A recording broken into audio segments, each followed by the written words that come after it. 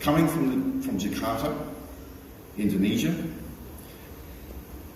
an LPD scholar, undertaking a Master of Strategic Communications at the University of Western Australia, it is a pleasure for me to welcome to the stage William.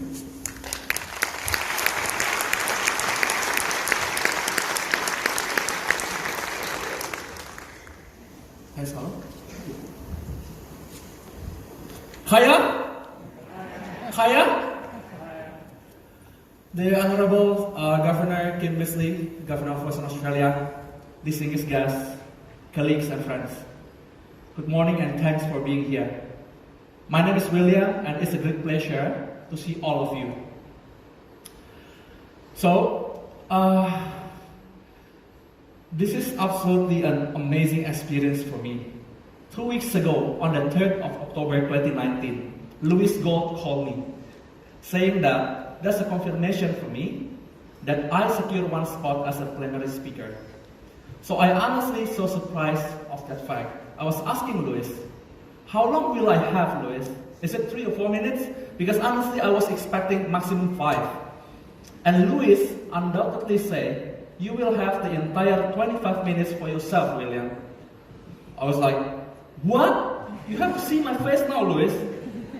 But with that in mind, I was really happy because it means that, well, this is my chance as an international student to share my perspective about how I enjoy my time in Perth and how I represent my country, Indonesia, as an international student.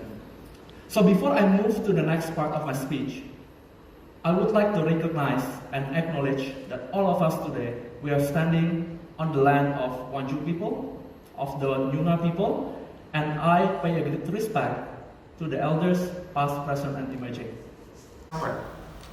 Well, today I'm an author of several books, but I'm telling my story.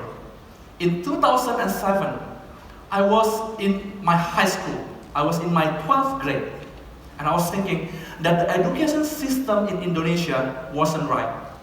The violence, the harassment, especially the verbal harassment towards students from teachers, it was normal at that time. But it was not okay for me. So I asked the teachers to speak person to person. I expressed my opinion that, I'm sorry sir, I have to say that you are not doing something right. He wasn't happy. At the end of the day, that teacher humiliated me in front of other students in my school. And on that day, I made a promise to myself. I will teach him a great lesson, but in an elegant way. I will not try to fight him, but instead, I decided to become a book author. It wasn't an easy journey. I spent the next 2 months, every day and night, borrowing my sister's laptop. I didn't have one for me that time. I write all of my points, my proposed solution to the problem in Indonesian education system. And I try to find the good book publishers.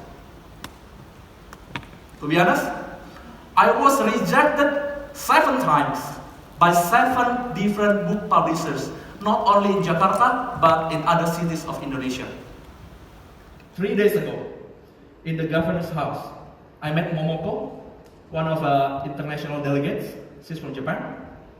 And I remember what a famous Japanese saying said about failures. So you fall down 7 times, you get up 8. I was rejected 7 times, but on my 8th attempt, my first book was published. So the good thing happened subsequently. I wrote my 2nd book about education, and I write my 3rd book about motivation. Especially, I address it to the younger generation, to the students in Indonesia. And it is written based on my story, my perspective, my lessons learned as an international student in Perth, Western Australia. I also, together with another 35 students and scholars of Indonesia here in Perth, Western Australia, we write a book, 36 chapters about lessons learned and how we celebrate and how we are being grateful of our experience as academia, as students in Western Australia. And today, I also co-authored one fiction book. I read 2 book chapters, 2 short stories, together with 4 poets from Indonesia and 5 distinguished poets from Malaysia. And that book is launched this week in Frankfurt Book Fair.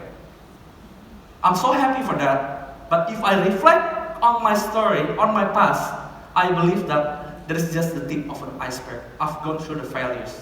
And the fact that Callum introduced me as an LPDP awardee, so that's a scholarship from the government of Indonesia. It didn't happen instantly to me. I've been through 4 rejections before I finally get a scholarship. And you know what? One of the scholarship institutions who rejected me, I'm sorry to say, that's the government of Australia, sir. So I registered for the Australia Award Scholarship. And in July 2016, I got an email. Sorry, William, you've done good so far. But, unfortunately, this time you're not successful. I have no hard feeling with Australia. The fact that I'm here today is because I love this country. And me and other students from Indonesia, we believe in a good quality of education in Australia. That's why we are here. As important as it is to acknowledge that we are now standing on the land of the original custodian in Western Australia, I think it's also imperative for me to share to you about this story, because I want to acknowledge the past, the history, and the experience that my parents have gone through, which have actually shaped who I am today. So this small store is a 4-meter square store. It's located in a traditional market in Tebing Tinggi, North Sumatra, Indonesia. From this small store, my dad, along with another 5 siblings, with his parents and his grandmother, so in total there are 9 people, depend on this small store. They were selling vegetables. That's why I write my book, and I use my book as a medium to express my gratitude and appreciation to those people who have been taking a great part of my life. This role model, his name is Baharudin Yusuf Habibie. So he is the 3rd president of Indonesia. He just passed away last month. And those all figures, including governor, I really appreciate your time, your reception at your house. And so many ministers, leaders, and also this one is the Ibu Dewi, Indonesian Consulate General in Perth. And my point by showing all these pictures is that I don't feel that I am the best among Indonesian students in Perth. I'm not the best even in my class, or I'm not the best students at UWA. There's no intention of saying who is best and who is worst. But the new perspective that I got after making friends with so many great people and industry leaders, political figures, and so many great people, is that we don't have to feel or think that we are the best. We just need to be better. We just need to provide the best version of ourselves. And after all, we just need to remember what my father said. Is that today should be better than yesterday, and tomorrow must be better than today. And this is my way of showing appreciation. I do it all with my father's models, with my father's characteristic.